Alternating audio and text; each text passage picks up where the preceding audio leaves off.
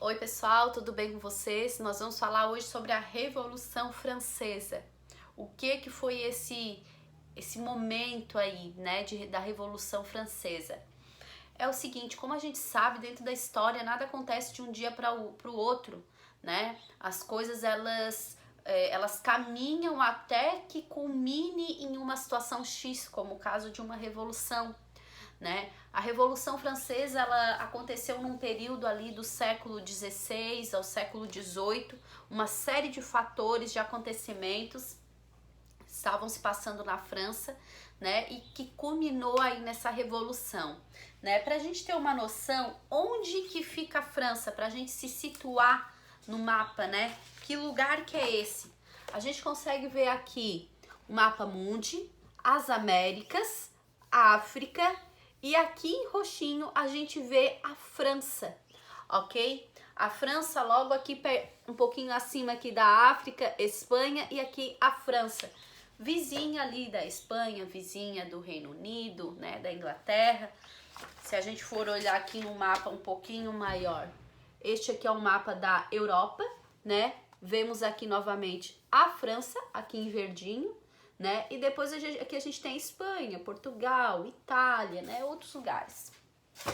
Sobre esse momento aí que é a Revolução Francesa, o que faz essa revolução estourar? Por que ela acontece? Acontece que a França, ela estava vivendo um regime, né, há muito tempo já, vivia um regime chamado Antigo Regime, era o formato de governo. Esse chamado Antigo Regime, como que funcionava? O líder era um rei, né, e o rei, ele tinha um poder absoluto, né, dentro de todas as decisões governamentais da França.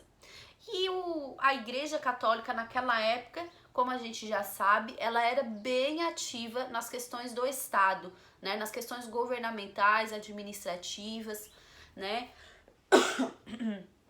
Então, o que faz essa revolução acontecer, né?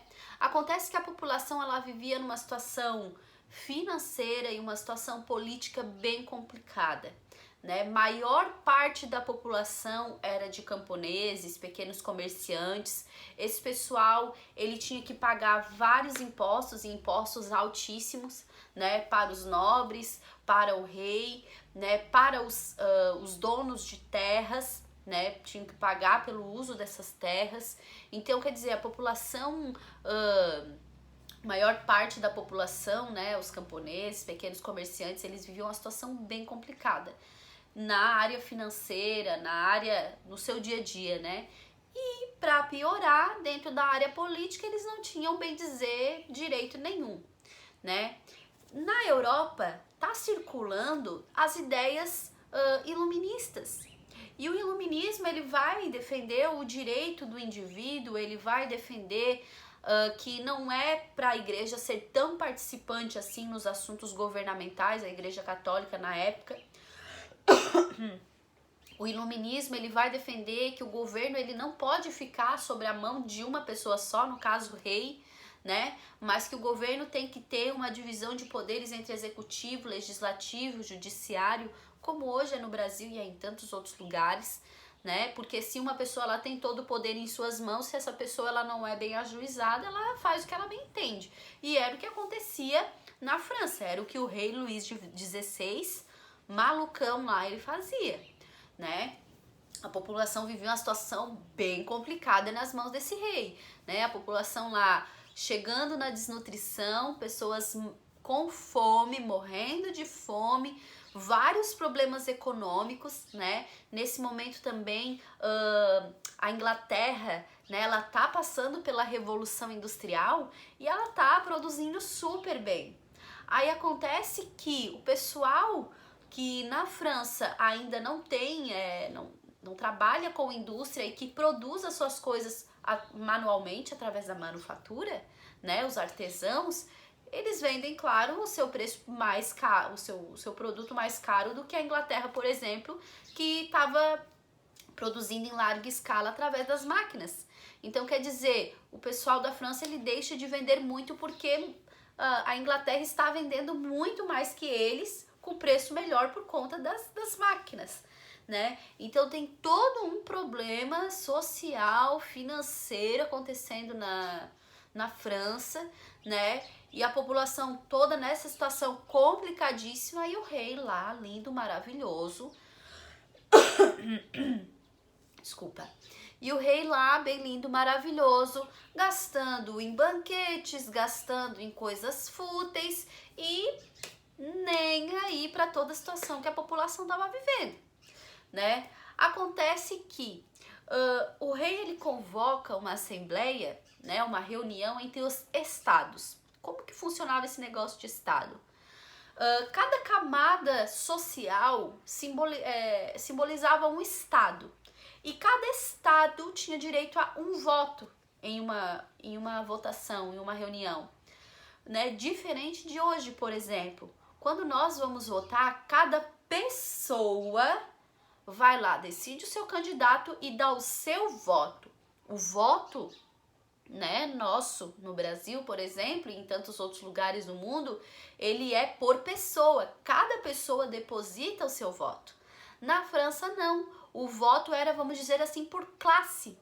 O voto era por estado, né? O rei, a igreja, eles pertenciam ao primeiro estado, eles tinham direito a um voto dentro de uma decisão, né? O segundo estado, composto por militares, nobres,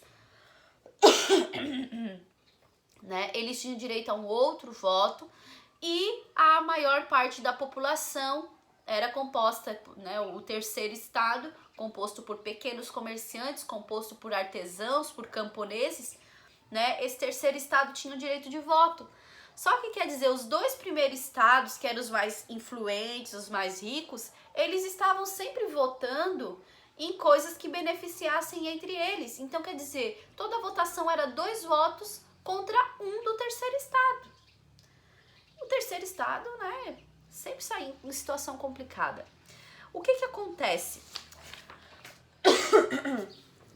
Acontece que o terceiro estado ele se irrita com esse formato de votação, né? Ele diz que vai se organizar em uma assembleia constituinte, nacional constituinte, né? O que é constituinte? É que fala em constituição. O que é uma constituição? A constituição é aquilo que, vamos dizer, rege uma nação, né? Nós, por exemplo, a nossa última Constituição no Brasil foi escrita em 1888. A Constituição, ela delimita até onde vai o poder executivo, até onde vai o legislativo, até onde vai o judiciário. A Constituição, ela determina os teus direitos, ela assegura os nossos direitos como cidadão, coisa lá que a França não tinha naquele momento. E aí essa população, esse grupo, né, da população que está passando todas essas dificuldades, ele organiza aí essa Assembleia Nacional Constituinte. O rei, para, né, dar uma segurada nos ânimos, ele diz, ok, vai lá o pessoal do primeiro estado e do segundo estado, vai alguns representantes junto nessa Assembleia Constituinte, né, para não deixar aí os camponeses elaborar uma constituição do jeito que eles querem, né? Vamos botar o nosso dedo lá também. Ok, com a constituição feita, escrita, assinada pelo rei, né? Linda, maravilhosa, né? A constituição, dá uma lida aqui para vocês. Defende, né? Os homens nascem e são livres e iguais em direitos. Olha que coisa maravilhosa, iguais em direitos, somos todos iguais, né? Constituição lá da França dizendo. As distinções sociais só podem fundamentar-se na utilidade comum. Gente, a Declaração do Homem e dos Direitos, essa Constituição que a França elaborou, foi uma coisa positiva? Foi, para assegurar os direitos da população? Ok. Só que mesmo assim, a situação de vida dos camponeses, artesãos, do pessoal que era do terceiro estado, ela não mudava muita coisa, né? As pessoas não viram uma mudança no seu dia a dia, melhorias na sua vida. Então, o que acontece? O rei, né, mais à frente ele é obrigado a assinar a chamada Carta Magna. A Carta Magna, ela vai determinar, ela vai declarar, né, que o rei ele não tem mais poder absoluto, mas que a França ela passa a ter a divisão dos poderes entre executivo, legislativo e judiciário, como as ideias iluministas sugeriam, né? Só que mesmo assim não havia concordância por muitas partes, não havia mudança real. E aí surge na França alguns grupos que defendem ideias diferenciadas. Os dois grupos mais conhecidos são os jacobinos e os girondinos. Os jacobinos, eles defendem uma mudança mais radical no governo, né? Os girondinos, eles são republicanos moderados, eles defendem uma república, né? Mas eles estão lá mais para defender a burguesia do que para defender as ideias de melhoria para a massa mesmo, para a grande população. Ok, nessa disputa por poder, né? Os jacobinos tomam o poder, né? Os jacobinos tomam o poder. Esse poder aí, dos jacobinos, ele vem através de um cara chamado Robespierre. E aí começa o chamado, né, o período do Grande Terror, como era chamado, né? O que foi o período do Grande Terror? O Robespierre, que era um jacobino, né, que era desse grupo dos jacobinos, que defendia uma mudança mais severa, né, ele começa a ser duríssimo, né? Ele persegue todo aquele que não concorda com seus ideais, todo aquele que se manifesta contra. Então o pessoal, eles têm que ficar assim de boca fechada, ninguém pode discordar em nada, questionar em nada, porque o Robespierre, ele era vida louca. Por isso que esse período aí dos jacobinos no poder vai ser chamado de período do Grande Terror, porque ele tocou o terror na França mesmo. Um monte de gente foi assassinada, a situação ficou complicadíssima, né? Acontece que quando os jacobinos eles entram no poder, uma das primeiras coisas que eles fazem é mandar o rei Luís XVI pra forca, né? Porque a ideia deles é assim, cara, se deixar esse rei aí é capaz dele conseguir apoio com alguém e tomar o poder de novo. E a gente não quer que o rei mais tenha poder aqui na França. Então, acabaram com o rei, né? Depois mandaram a esposa dele, a Maria Antonieta, né? Mandaram ela também pra guilhotinaram eles, né? Eles que não estavam nem aí por a situação da população, né? Anterior a isso, um fato que eu esqueci de comentar e que é muito comum a gente saber dentro da história da França, é um fato chamado a queda da Bastilha. Né? O que era a Bastilha? Era uma prisão onde todos aqueles que não concordavam com o rei de alguma forma, né, eles eram enviados para essa prisão. Quando a população invade a Bastilha e ocorre a chamada queda da Bastilha, quer dizer assim, ó, nós chegamos no auge, nós não temos mais paciência com o rei, nós não aguentamos mais esse formato de governo, né? Então ocorre aí a chamada queda da Bastilha, né? E em seguida vem aí os jacobinos entram no poder, né? Robespierre lá, como eu disse, ele governa e esse período aí é chamado de a Guerra do Terror, né? O Grande Terror. E ao fim aí durante o governo aí jacobino já está caminhando para o fim do processo revolucionário inglês. Só que também Robespierre, como eu disse, foi chamado o período de Grande Terror. Robespierre, ele também era super autoritário, também foi decapitado depois pela população, né? Foi decapitado, tirado do governo, né? E após ele surge um cara chamado, um lindo, maravilhoso, né?